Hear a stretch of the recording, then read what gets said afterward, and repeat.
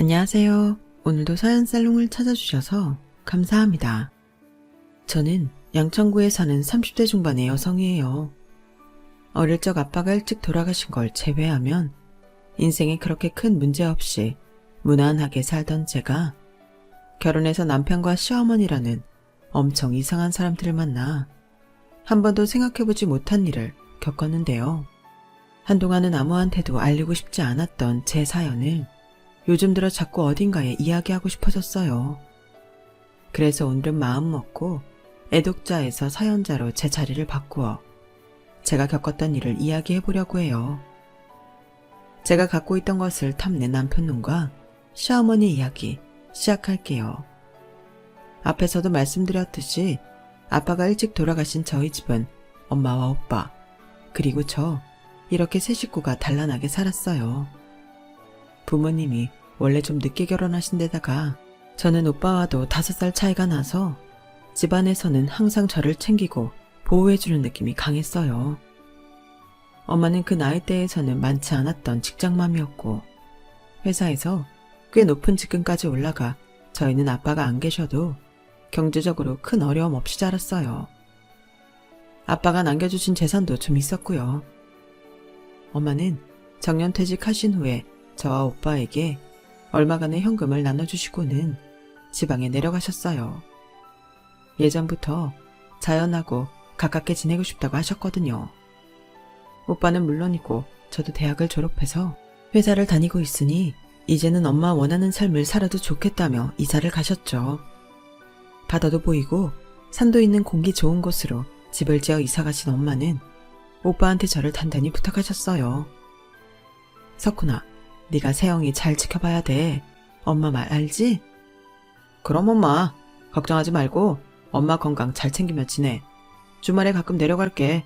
뭐 필요한 거 있으면 사갈 테니까 미리 말해. 엄마, 오빠, 나 이제 다 컸어. 어엿한 사회인이라고. 회사에서도 나 똘똘하게 일 잘하는데 맨날 내 걱정이야. 이제 내 걱정 접고 편하게 좀 살아. 야, 넌 엄마 마음을 그렇게 모르냐? 그냥 오빠랑 잘 지낼게요 하면 되지. 이러면 엄마가 마음 편히 내려가시겠냐고. 아유, 그래. 세영이 네 말이 맞다. 우리 세영이 이제 어른인데 엄마가 자꾸 까먹는다. 알았어. 엄마가 미안해. 그렇게 엄마는 지방으로 내려가셨고 저는 오빠와 따로 떨어져 자취를 하며 혼자만의 생활을 만끽했어요. 어린 마음에 저 혼자 지내고 싶었던 욕구가 컸었나 봐요. 몇 년 지나고 나니 혼자 지내는 것도 그닥 재미없었고 그 즈음에 오빠가 결혼을 하게 되자 저도 짝이 있으면 좋겠다는 생각이 들더라고요. 혼자 있는 게 점점 쓸쓸하고 외로워졌죠.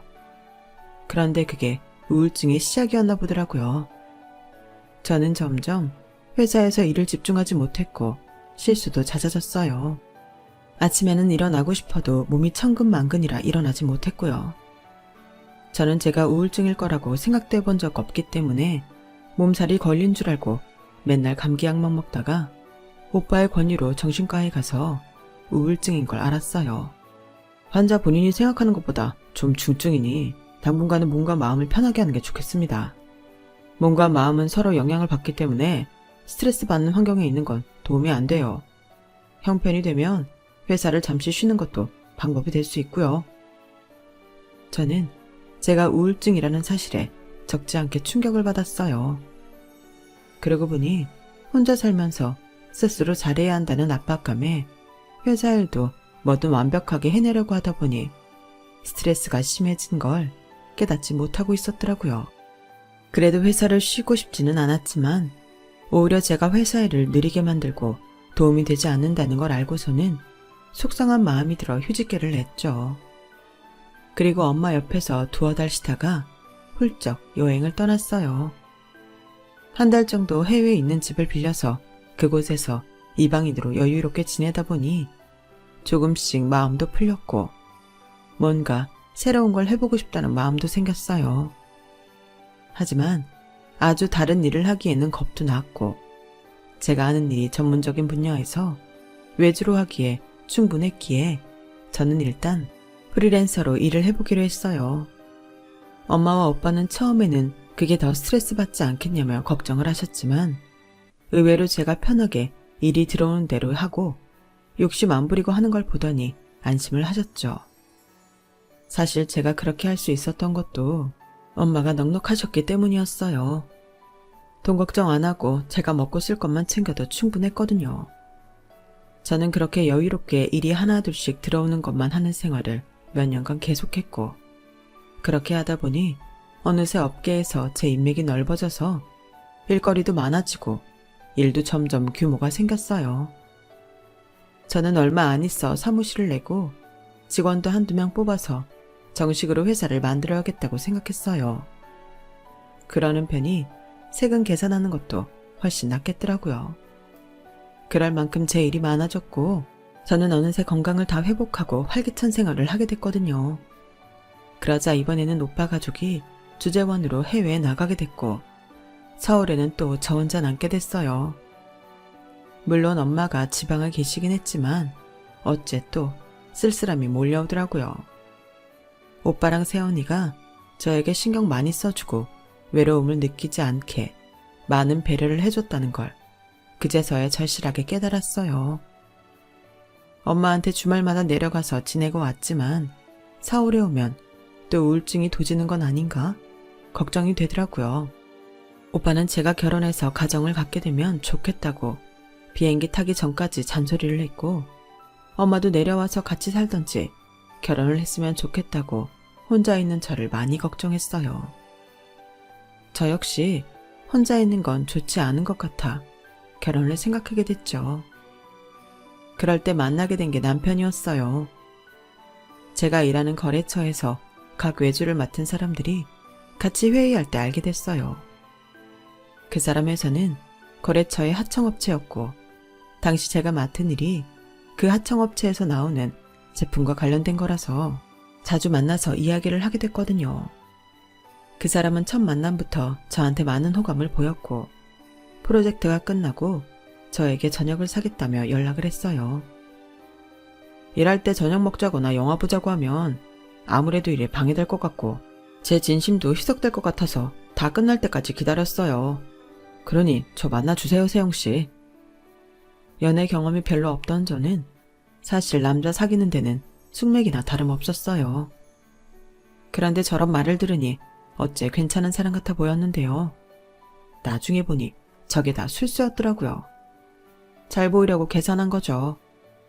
아무튼 저희는 몇 번 만남을 가진 후 정식으로 사귀게 됐고, 그렇게 6개월쯤 됐을 때에 남편은 자기 연봉보다 내가 버는 돈이 더 많을 거라는 말을 하더군요.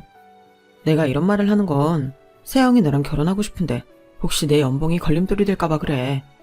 나도 더 돈 많이 벌어서 결혼했으면 싶고. 세영이 넌 나랑 결혼하고 싶은 마음 있어?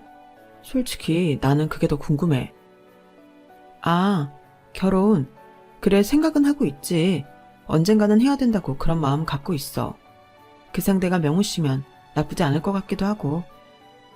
솔직히 남편 사귀는 동안 결혼을 꼭 하고 싶다는 생각은 희미해졌지만 남편이 결혼 얘기를 꺼내니 제가 오빠랑 엄마 걱정 끼치지 않기 위해서라도 결혼을 해야겠다고 마음먹었던 일이 떠올랐어요. 당시에는 정말 남편하고 결혼해도 좋을 것 같다고 생각했고요. 그러자 남편은 눈이 번쩍 뜨이며 그때부터 본격적으로 결혼 이야기를 하기 시작했어요. 그럼 내가 지금까지 모아놓은 돈하고 너한테 있는 거 그렇게 해서 결혼해도 괜찮겠어? 우리 둘 다 결혼 생각 있으니 미뤄봤자 시간만 축내는 거잖아. 기왕 할 거면 빨리 하자. 그래, 그럼 서로 형편에 맞게 잘 타협해서 하자. 무리하지 않는 선에서 차근차근 준비하자. 저는 엄마한테 받은 돈이나 엄마의 재산, 그리고 제가 모아놓은 돈에 대해서는 거의 말을 하지 않았어요. 엄마한테서 받은 돈과 제가 따로 모은 건 사무실을 내는 데에 쓸 거라서 말해봤자 별 의미가 없었거든요. 그리고 엄마 재산은 어쨌든 제 돈이 아니니 말 꺼내지 않는 게 좋겠다 싶었고요. 엄마가 돌아가신 후 어떻게 하실지 모르잖아요. 저한테 꼭 남겨주실 거라는 보장도 없는데 제가 가진 걸 불풀리는 것 같아서 아무 말도 안 했어요. 전에 엄마가 돌아가실 때 기부하고 싶다는 말씀을 하신 적이 있기 때문에 더 그랬던 것 같아요. 그런데 지나고 보니 그런 말 하지 않기를 정말 잘했다는 생각이 들더라고요. 남편 놈한테는 검은 속내가 있었거든요. 남편은 자기가 받을 수 있는 대출을 다 받아서 저하고 결혼하는 거라고 여러 차례 강조했어요. 저는 제가 그러라고 한 것도 아니고 제 잘못도 아닌데 남편이 부담을 너무 많이 가는 것 같아 그게 안 됐어서 제가 생활비를 더 많이 내겠다고 해버렸어요. 뭐 어차피 같이 사는 거 누가 좀 더 내면 어떠냐 싶은 마음도 있었고요. 그렇게 저희는 결혼을 하고 신혼생활을 시작하게 되었죠. 하지만 즐겁고 평온한 날은 얼마 가지 않았고 결혼하고 2달도 채 안 됐을 때 시어머니가 저희 집에 찾아와서 훌쩍훌쩍 울고 있더라고요. 그때가 주말이었고 저는 잠깐 외출을 해서 친구를 만나고 오느라 시어머니와 남편이 무슨 얘기를 했는지는 몰랐어요. 어머니 오셨어요. 어쩐 일로 연락도 없이 오셨어요. 근데 무슨 일 있으세요? 왜 우세요? 별일 아니다. 내가 너네 먹으라고 과일 좀 사왔어. 이따 출출하면 먹어라. 나는 명우랑 저녁 먹었어. 너도 저녁 먹고 온 거지? 그럼 나 갈 테니 쉬어. 그렇게 시어머니가 가고 난 다음 남편은 아무 말 없이 심각한 표정만 짓고 있었어요. 제가 대체 무슨 일이냐고 물어보자 남편은 그제야 말을 했어요. 그게 엄마가 주식 투자를 하셨나 본데 잘 안 됐나 봐. 처음에야 잘 돼서 집 담보로 해서 대출받아 했는데 엄마가 돈을 많이 넣어둔 데가 완전 바닥을 쳤대. 그것 때문에 돈을 여기저기서 많이 빌렸나 봐. 엄마는 지금 돈도 없는데 잘못하면 집도 날릴까 봐 걱정이 많으시네. 우리 집이 여윳돈이 없잖아. 근데 엄마 지인분들이 하나둘 돈 갚아달라고 그러고 있대. 조금만 더 기다려달라고 해도 안 된다고 하나 봐. 그래서 내 월급에서 조금씩이라도 갚아 나가야 될 것 같아. 저기 내가 생활비 당분간 안 내면 네가 너무 부담되지? 어차피 지금도 명호 씨는 3분의 1밖에 안 내잖아. 근데 명호 씨, 그 돈까지 갚으면 용돈은 있어? 대출금 내는 것도 힘들잖아. 내가 그래서 좀 생각해봤는데 지금도 내가 힘들잖아. 너 사무실 내려고 모아둔 돈 있다고 하지 않았어? 그것 좀 먼저 쓰면 안 될까? 엄마 돈부터 어떻게 해야지. 저렇게 지내시다가 친구들도 다 끊어지게 생겼어. 너도 시어머니가 돈 때문에 절절 매면 마음이 안 좋지 않아? 그러니까 네가 좀 갚아주라. 아, 근데 나도 돈이 많지 않아. 이미 사무실 계약하고 직원들 들어와서 남은 돈이 없지. 그리고 이제부터 일이 들어와 봐야 하는 거라 나도 내 순이익 장담 못해. 어머니 안 되시긴 했는데 나도 크게 도움드릴 수가 없네. 그리고 나한테 갑자기 갚아달라고 하니까 좀 당황스럽다. 나도 그냥 해본 말이야. 혹시나 너는 나보다 돈 좀 더 갖고 있지 않을까 해서. 알았어. 어쩔 수 없지.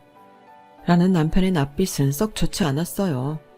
하지만 저도 내심 뭔가 찜찜했어요. 자기 돈으로 갚을 거라 생활비를 못 내겠다더니 저보고 갚아달라고 하니 뭔가 말이 앞뒤가 안 맞았죠. 순간적으로 저는 냉철하게 생각해버리고는 제가 갚을 수 없다고 말을 했던 거고요.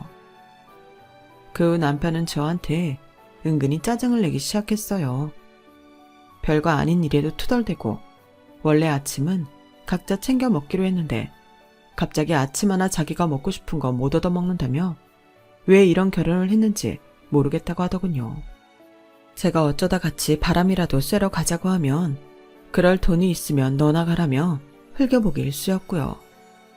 그러더니 한 번은 이런 말을 하더라고요. 수익도 제대로 못 낼 거 뭐하러 사무실 차리고 직원 뽑고 요란을 떨어. 나나 지나 버는 거 비슷할 거면 그냥 전처럼 혼자 할 것이지 왜 거기다 돈을 퍼붓느냐고. 그러면서 저를 무슨 천하의 원수 보듯 쏘아보는데 가슴이 철렁 내려앉으며 처음으로 남편이 낯설게 느껴졌어요. 그렇게 남편과 거리감을 느끼며 지내던 어느 날이었어요. TV에서 막장 드라마를 하고 있었는데 돈 때문에 사람을 죽일 것 같은 장면이 연출되고 있었죠. 그런데 그걸 본 남편이 이러는 거였어요. 하긴 돈이 웬 수지. 애시당초 네 돈 내 돈 하지 말고 그냥 서로 편하게 쓰면 저렇게 죽기 직전까지 가겠냐고. 이래서 사람은 마음을 잘 쓰고 살아야 돼. 안 그러면 가까이 있어도 멀어진다니까. 같은 집에서 살면 뭐해? 분명 저 들으라고 하는 말인데 대체 어디까지 반응해줘야 될지 감이 안 와서 가만히 있었어요. 제가 시어머니 돈 안 갚아준다고 저러는 건데 제가 분명 사무실을 내는 데에 썼다고 했는데도 저러니 답답했어요. 그래도 언젠가는 마음이 풀리겠지 하며 지나갔는데요. 그건 저의 착각에 불과했어요. 얼마 후 제가 퇴근을 하고 집에 갔더니 시어머니가 남편하고 심각한 얼굴로 앉아있더라고요. 시어머니는 저를 보자마자 이렇게 말했어요. 새애기 너 명호한테 얘기 들어서 알고 있다며?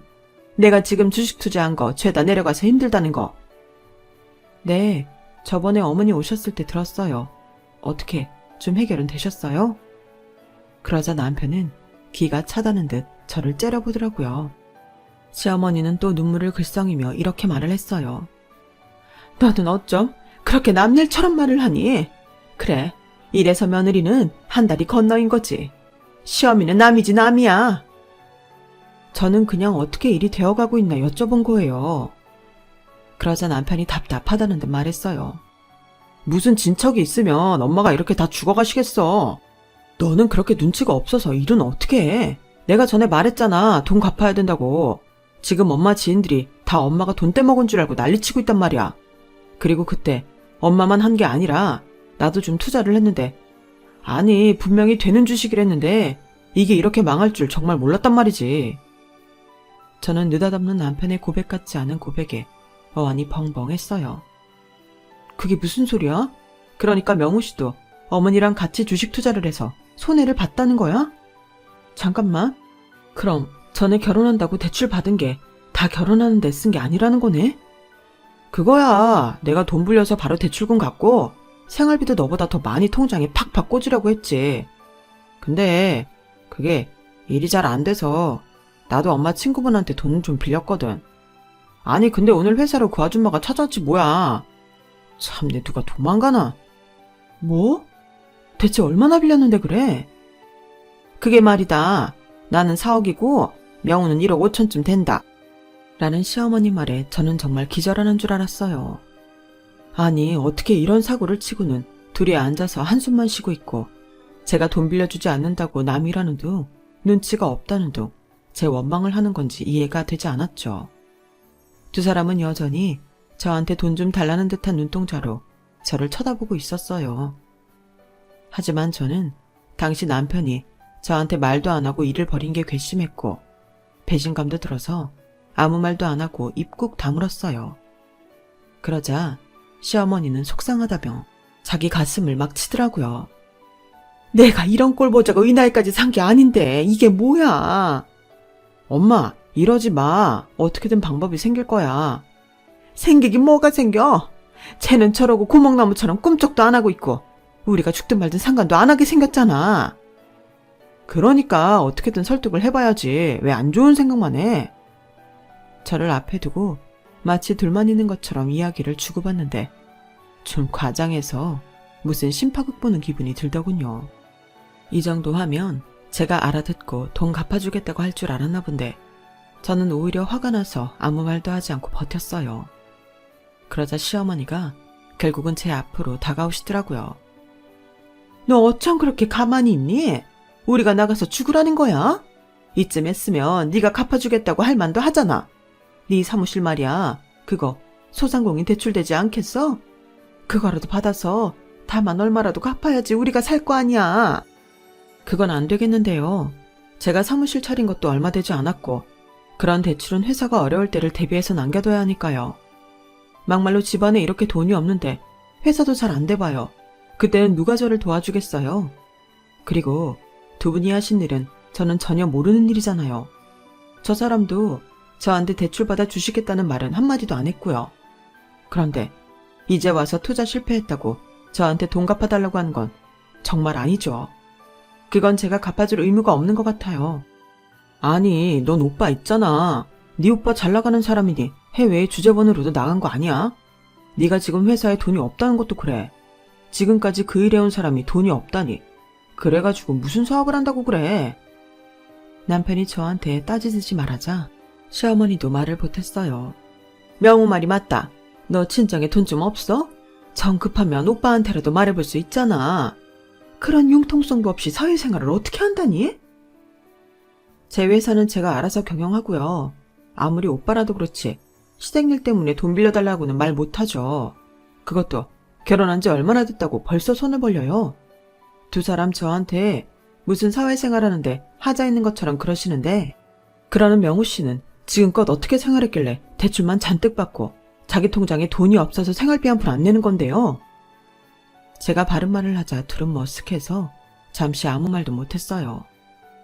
그래도 남편은 끝까지 포기하지 않고 또 입을 열었어요. 너 네 사무실 경영자잖아. 어떻게든 융통해볼 수 있는 거잖아. 어차피 다 네 호주머니에서 나가는 돈인데 회사에 여윳돈 있으면 먼저 쓸 수 있는 거 아니야? 뭐 대단한 사업체도 아니고 그냥 구멍가게 혼자 하는 거나 다름없는 건데 돈 좀 어떻게 해봐. 명우 씨 보기에 구멍가게 같은 회사라도 엄연히 회계 보는 직원이 있고 나도 그런 거 함부로 못해. 사장이고 대표고 회사에서 운영하는 돈을 자기 호주머니 돈이라고 생각하는 순간 그 회사는 끝이라고. 그러면 주변에 어디 돈 얘기해 볼 데 없어? 돈 좀 빌려봐. 그런 큰 돈을 누가 빌려줘. 요즘처럼 당장 내일이 어떻게 될지 모르는 때에 말이야. 라는 제 말에 시어머니는 크게 한숨을 쉬더군요. 아니 어떻게 저렇게 꽉 막힌 애가 집에 들어왔어. 지 오빠한테도 안 돼. 지 친구들한테도 안 돼.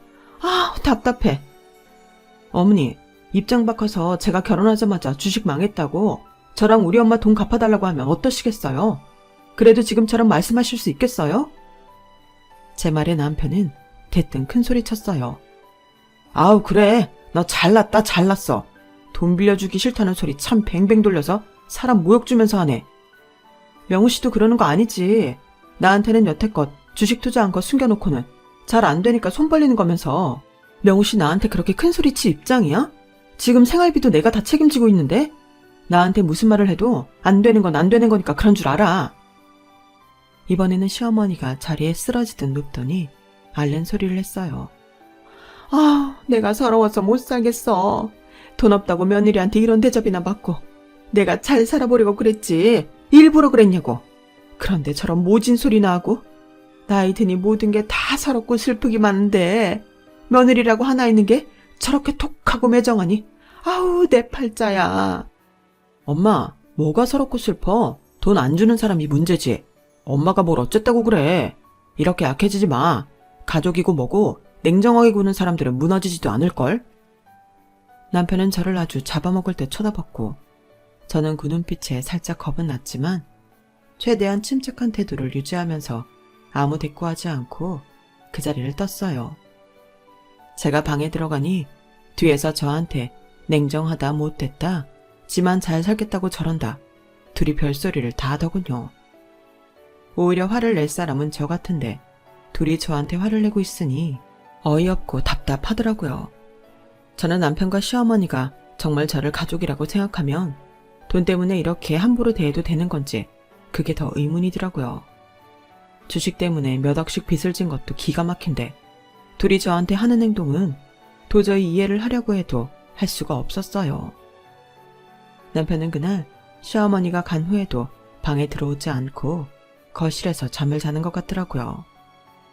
저 역시 남편한테 방에 들어와서 편하게 자라고 할 마음이 없어서 혼자서 잠을 잤고요.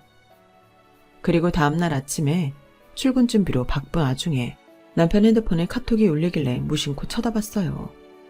그랬더니 시어머니 문자가 보이는데요. 진짜 기막힌 문자였어요. 전현 생각보다 보통 지독한 게 아니다. 아니 순하고 멍청하게 생겨가지고서는 어디서 그런 고집이 나온다니? 문자 내용을 본 저의 충격은 이만저만이 아니었어요. 출근을 하고도 일이 손에 잡히지 않았던 저는 자리에 앉아서 결혼 후부터 남편과 시어머니가 저한테 어떻게 했는지 곰곰이 되짚어봤어요. 아니, 시작은 결혼 전부터였던 것 같아요. 남편의 대출금, 우는 소리부터 시작해서 결혼하고 얼마 안 돼서 시어머니 주식 투자 얘기에 이제는 남편까지 돈 빌려서 빚이 있다는 말들. 남편하고 시어머니는 처음부터 제 돈이 목적이었던 것 아니었을까? 그런 험한 생각이 들었지만 설마 그럴 리가 하며 그런 생각을 지우려고 했어요. 그리고 그날부터 시어머니는 저한테 괜한 트집을 잡기 시작했어요. 네가 보내는 돈으로 요즘 생활하기 턱도 없이 부족하다. 물가가 쑥쑥 오르는데 그 돈 갖고 어떻게 살란 말이냐? 뭐 빚진 년은 아무거나 먹고 살라는 거야. 우리 집 앞으로 과일하고 소고기 주문해서 배송시켜라. 거실 에어컨 고장났으니 네가 사람 좀 불러라. 이거 하도 오래돼서 이제 서비스 되지도 않는다고. 네가 사람 불러서 고쳐주기 싫으면 새로 사주든지. 너 내 사정 잘 알잖니? 지금 내 주머니에 있는 돈도 더 알뜰살뜰하게 써야 되는데 곧 더워질 텐데 에어컨도 안 되고 정말 내가 너무너무 속이 쓰리고 비참해. 며느리라고 하나 있는 게 매정하게 굴기나 하고 돈은 못 해줘도 이런 건 좀 해줘야 되는 거 아니니? 네가 최소한 양심이 있는 며느리라면 말이야. 대체 저한테 왜 양심 운운하는 건지 이해가 되지 않더군요.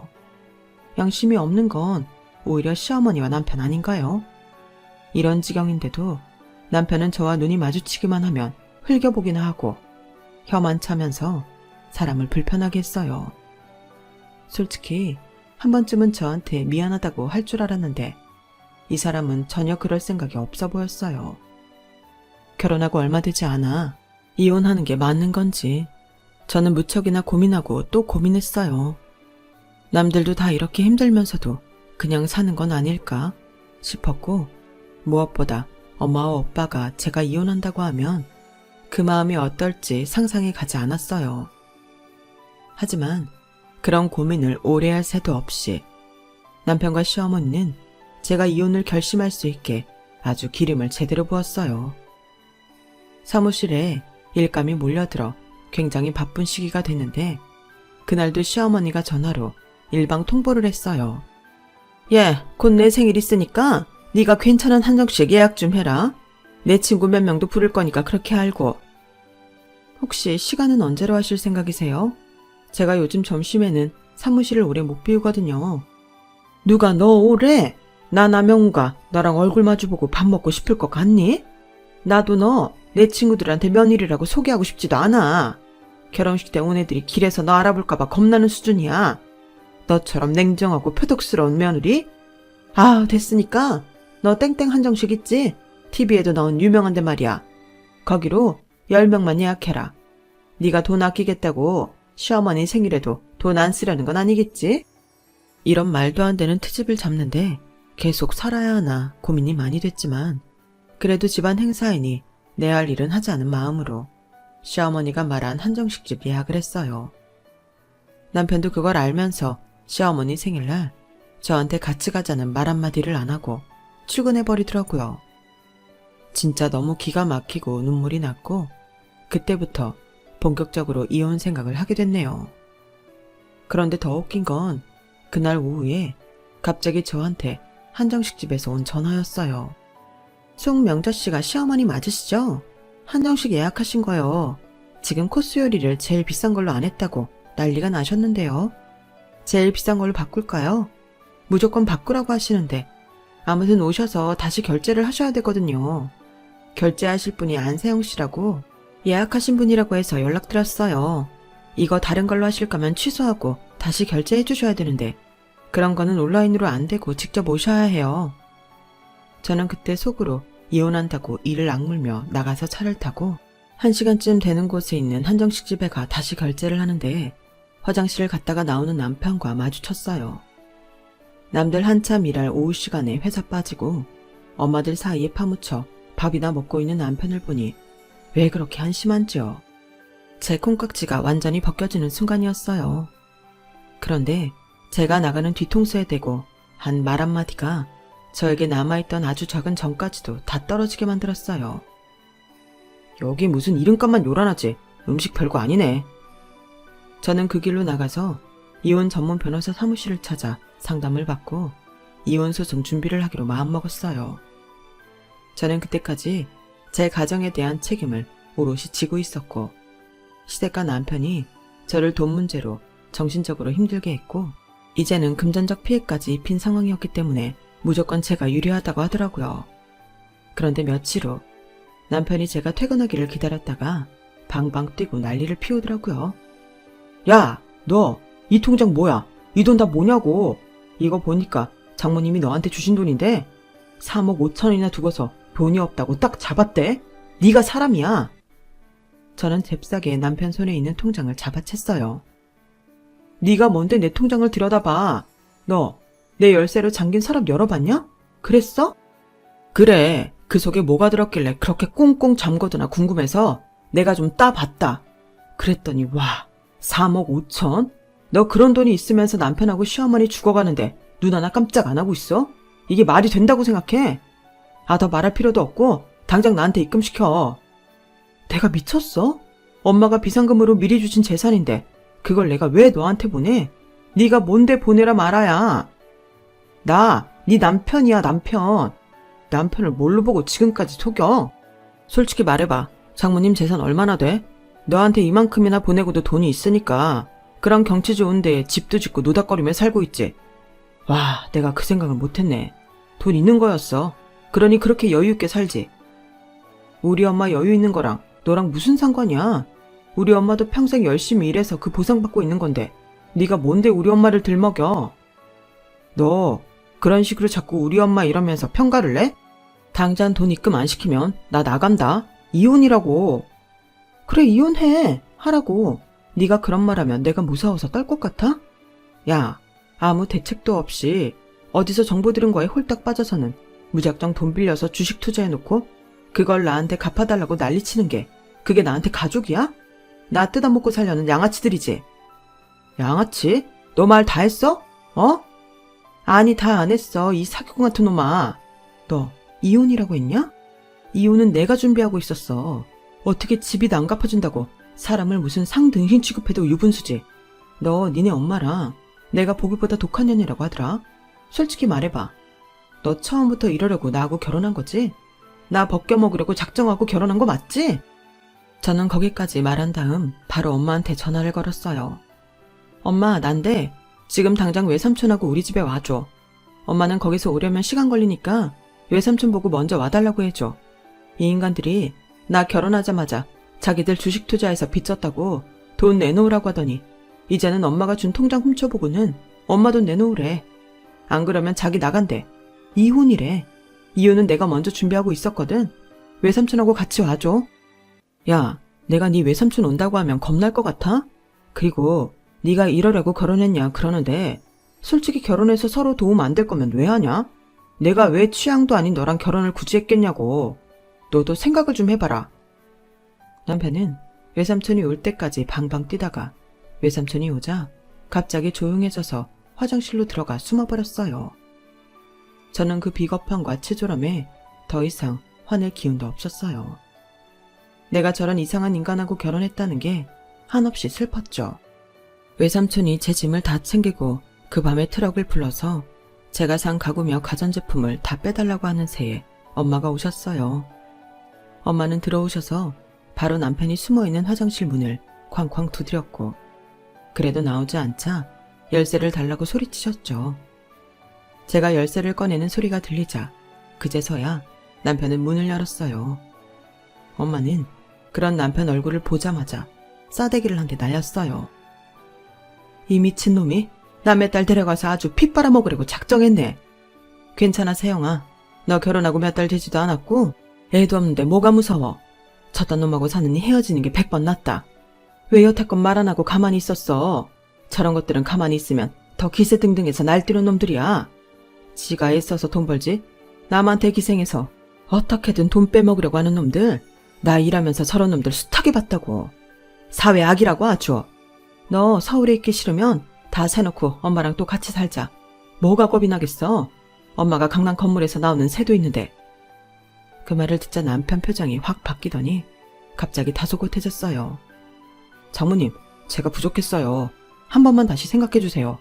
저 세영이랑 헤어지려고 그런 거 아니에요. 저랑 엄마가 어렵다 보니 좀 힘들어서 그랬는데요.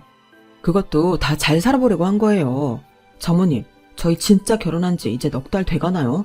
그런데 이혼이라뇨. 이 정도 어려움은 해결하고 넘어가야죠. 세영아, 내가 미안해. 네가 이 정도로 마음 상한 줄 몰랐어. 장모님, 그리고 외삼촌분도 저 한 번만 더 믿어주세요. 제가 앞으로는 세영이 마음 상하지 않게 잘할게요. 엄마, 외삼촌, 저 인간 하는 말 믿지 마. 지금 엄마가 강남에 건물 있다고 하니까 눈 뒤집어져서 그래. 저 인간 엄마가 저 인간한테 문자로 뭐라고 했는지 알아?